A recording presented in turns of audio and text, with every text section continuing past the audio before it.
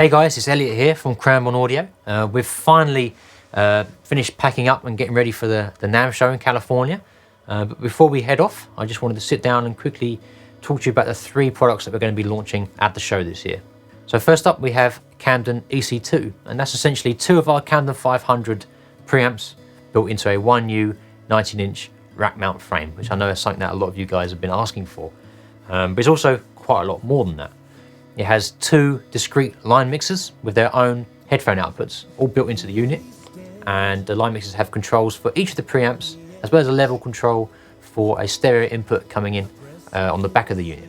So what that enables you to do is to monitor your mic signals directly. So say you're reamping a guitar, you want to put the headphones on, you really want to find the sweet spot of a guitar cab, you could do that really easily. It's also great if you've got a vocalist and they can plug into the unit, monitor their vocals directly from the preamp, whilst you as an engineer sends them the monitor mix straight into the aux inputs of EC2, and the musician can then dial in the amount of backing track they want to hear whilst they're recording. So it's a really neat way of just getting more headphone outputs in your studio, as well as getting access to the Camden 500 sound, even if you haven't got a 500 series rack. And next up we have N22 and N22H, and these are essentially our entry-level C.A.S.T breakout boxes. C.A.S.T is something that made a little appearance on 500R8 and 500 ADATs, but these boxes are essentially the other end of that connection.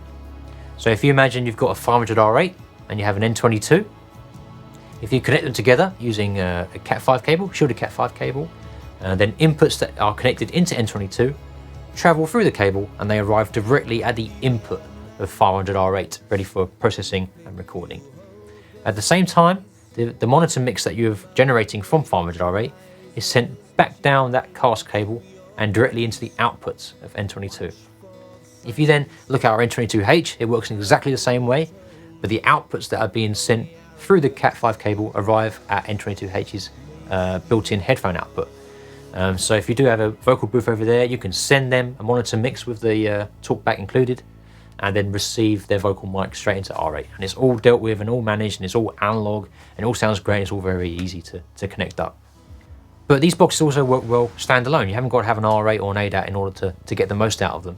If you have 2 N22s and you connect them together using up to 100 meters of Cat5, and now inputs connected to one arrive at the outputs of the other, and vice versa.